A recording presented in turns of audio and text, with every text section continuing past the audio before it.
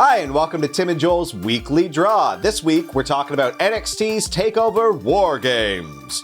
Are you ready for a hostile, violent takeover this week, Joel? Well, first of all, Tim, you have to be more guttural when you do it. TakeOver. No, you gotta WarGames. Yeah, do it again. Do it real. WarGames. Yeah, you got to do it like the PC recruits did this past week on WWE socials. You got to WarGames. Cage fight. WarGames. We'll put 4 people against 4 people in a cage. I think that's it. I think we can pretty much end this video right here. Yeah, I think so. Multiple cages.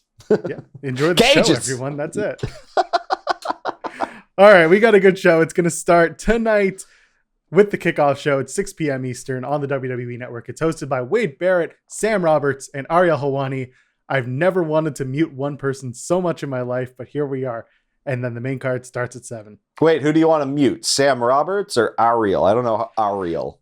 I love Ariel Helwani. He is great for the MMA group and a big wrestling fan. Okay. If you don't remember Ariel Helwani, he's also the guy who got the Undertaker and Brock Lesnar stare down at UFC a few years ago. From the crowd, he had the Undertaker. Yeah, that was Ariel Helwani. Oh, he's okay. He's but excellent. So it's Sam Roberts you don't care for. Not big on Not Sam. So what I don't love is that his name is Sam Roberts. Drives me nuts because there's a Canadian musician named Sam Roberts, and it freaks me out every time. We were all just born in a, what's the word? I don't know. His music's not very good. Born in a Flame. That's his album. In my opinion, he seems like a nice enough guy, but he's like a young Canadian Jimmy Buffett to me. So wonderful. Well, let's stop boring the people with our East Coast Canada musician talk. People are here to listen to us talk about predictions in wrestling, I think. Oh yeah, okay, cool. So let's launch right into it. We got Tommaso Ciampa taking on Timothy Thatcher. Thatcher's looking to make a major name for himself in NXT because honestly, he's been on a slow start. Meanwhile, Ciampa's trying to prove that he is still NXT despite a lot of flipping and flopping on the character build. Yeah, no kidding. I have one question for this whole entire thing. You've seen Thatcher's Thatch Can. We've talked about it on our show. Tim and Joel Call It in the Ring every Thursday at 8 p.m. on YouTube.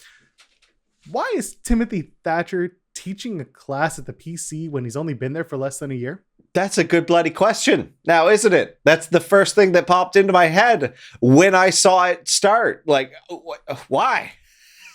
Like, don't they have a whole staff for this? Isn't Finley out back doing this? Like,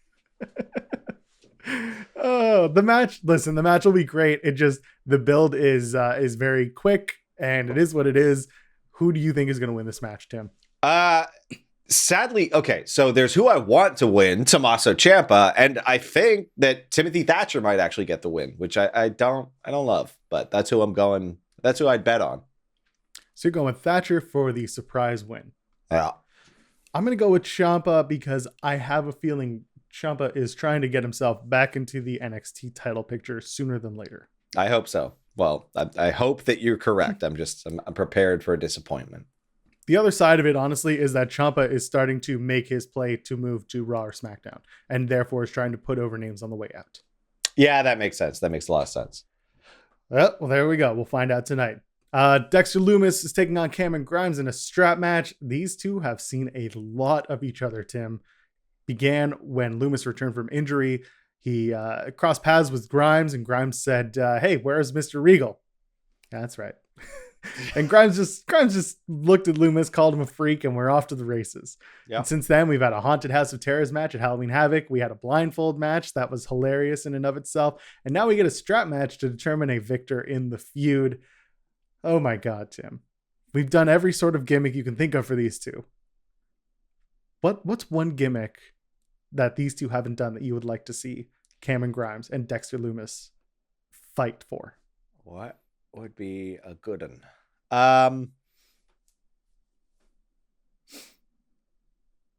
Like some kind of a buried alive match.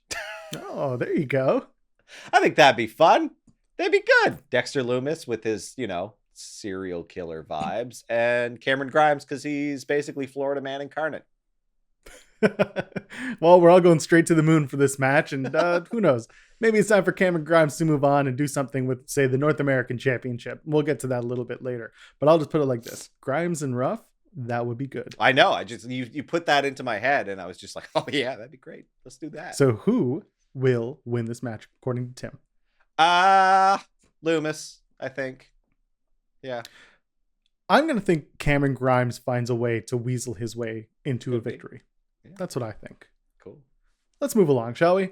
Speaking of the North American Championship, it is on the line in a triple threat match. This is the only title to be defended at TakeOver WarGames tonight. And that is Leon Ruff, the champion, defending against Damian Priest, Johnny Gargano.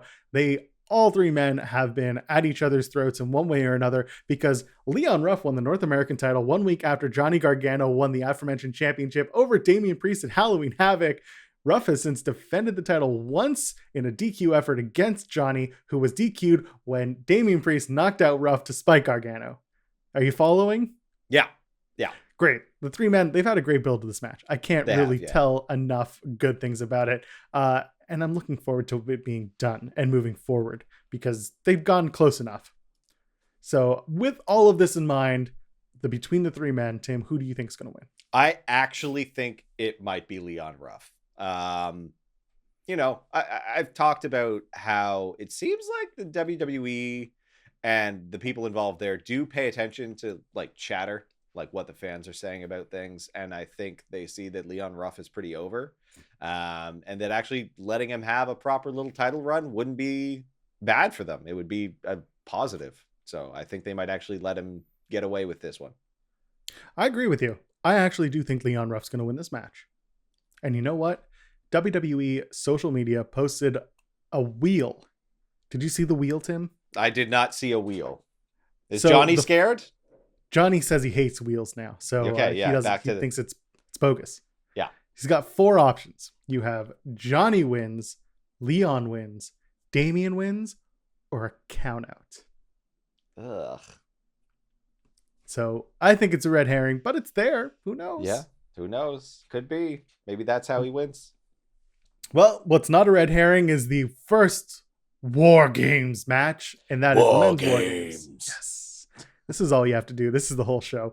The Undisputed Era is going to take on the team of, well, I call them the Kings of NXT, or for the brand. Pat McAfee, Pete Dunne, Danny Burch, Orny Lorcan. Danny Burch and Orny Lorcan, by the way, are the NXT Tag Team Champions. Undisputed Era steps into War Games for an unprecedented 4th time. They factored in one way or another since its inception in 2017, at least in NXT. For McAfee, this is his 2nd ever match. He impressed so many people at TakeOver 30, taking on Adam Cole in a losing effort, that they have put him in War Games, and I can't wait for Pat McAfee to take a really silly, crazy bump and probably bleed at one point in the match. For Burch and Lorcan, they have never been inside War Games, and can you believe this is actually their first main card appearance for TakeOver since TakeOver 25? Oh my back God. in June of 2019. Well, they must be feeling pretty good. I hope so. They were on the pre-show a couple of takeovers back, and that was the triple threat for the number 1 contendership of the tag team titles. That was a pre-show. I don't count it. For Pete Dunne, however, this is the first time he steps into a takeover ring since Portland back in 2019 when the Broserweights were still a thing. And this is for Pete Dunne, his 2nd War Games, his first being in 2018 when he teamed up with Ricochet and the Viking Raiders, or the War Raiders, to defeat Undisputed Era. That's a lot. That is a lot. Do you remember that? Do you remember Ricochet and War Raiders? Remember them? I don't, but that sounds awesome. That sounds like nonstop excitement in ring to me. That's right. For Pete Dunne, he did defeat Kyle O'Reilly in a War Games advantage match back on November 25th. And what that means is that Team McAfee will have a man advantage until all participants have entered the match. So basically, if you stagger the entrance, Team McAfee will always have 1 extra man in the match. And both teams have so much to prove in War Games. You have a young team in McAfee, Burch and Lorcan and Dunne. And then you have the Undisputed Era, who have been the kings of War Games. So with all of that, Tim, who wins? The brand, the Kings. That's who I'm saying, honestly. I think it might slowly lead to the dissolution of UE after they lose this. That's my guess. I'm still mixed on it. I'm still 50-50, but Yeah. I'm going to lean with you, and I'm going to say that the brand takes WarGames. A big part of it is just, Pat lost his first go round, and he put on a strong showing. Plus, like they got the tag champs in there. They need to look strong, and I think it'll be good. For an extra point, who pins whom in Oh WarGames? my god, It's 4-4. It's not elimination. yeah. I think Pete Dunne may pin Kyle. Okay. I'm going to say McAfee pins Cole. Ugh. Yeah. Yeah. I mean that. Get that real heaping heat on. Yeah. We're going to find out in a couple hours time at WarGames. And then I have saved this for the main event because it was the first match announced, and it's the one that's been built the heaviest. Team Shotzi Blackheart taking on Team Candice LaRae in WarGames. WarGames. There we go. It's almost as if we need a button to do it. For Team Shotzi, it's Shotzi Blackheart, Rhea Ripley, Ember Moon, and Io Shirai, the NXT Women's Champion, who's happy not to have to defend her title for once. And then on Team Candice LaRae, it is Candice LaRae, Raquel Gonzalez, Dakota Kai, Toni Storm, who showed her true colors 2 weeks ago on NXT TV, turning her back on Ember Moon after Ember had been beaten by Candice LaRae in a match. For Shotzi, it's all about revenge for her fallen tank. I know that tank meant the world to you, Tim. Yeah. And it was destroyed by Candice and Indy Hartwell. Your face just says it all. We need to put a wheel together for like what's going to happen with Shotzi's entrance. Like, I assume she goes down to the ring first as team captain. Is that how this I think works? the whole team's going to show up in the tank together. This new tank. Oh my god. Yeah. It's going to be a new tank. And I'm just trying to decide. Okay, so my possibilities were like same tank as the old tank because you can just buy it off of like eBay or whatever. Brand new tank that's like the size of a sedan at least. Or new tank but just a slightly modified toy, right? Those are my options. Well, to borrow from Bruce Pritchard, I think they got the tanks from Tanks Are Us. Tanks Are Us? Is that a thing? There you go. That's a thing. If you listen it to is the show, America, damn it. There's probably a store called Tanks Are Us. Every gimmick is Are Us. Oh my god. Where'd you get that beer? Beers Are Us. Where'd you get that toy? Well, I guess Toys R Us used to be a thing in the States. Anyway, Rhea Ripley is searching for meaning as she tries to find her place back in the NXT Women's Division, and Io Shirai holds the title, doesn't have to defend it, so that's nice for her. For Shotzi Blackheart, she did defeat Raquel Gonzalez in a WarGames ladder match for the advantage on her team this past week on NXT TV. Same concept. I just explained it. I'm not going to do it again. And you know what? I assume whoever gets the pin here is going to be the next in line to face Io Shirai. And, unless Io gets the pin and wins WarGames. So with all of that in mind, who's going to win the women's WarGames match? Faces.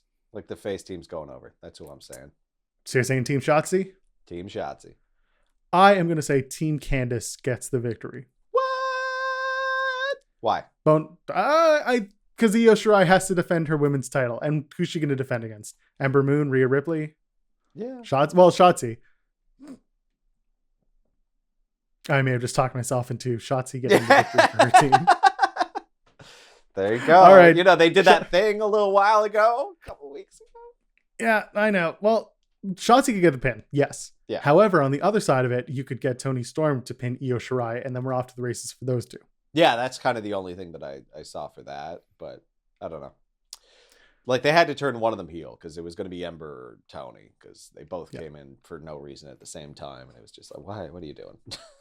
And we talked about it on our show, Tim and Joel Call It in the Ring, every Thursday at 8 p.m. Eastern on YouTube. You can also go and subscribe to that channel right now if you really want. Please do. And for now, I guess we're both going to pick Team Shotzi, aren't we? Absolutely. All right, there we go. We won't run it down. We'll let you just go and figure out who to vote for in your own WarGames predictions. For now, Tim, where can the kids find you?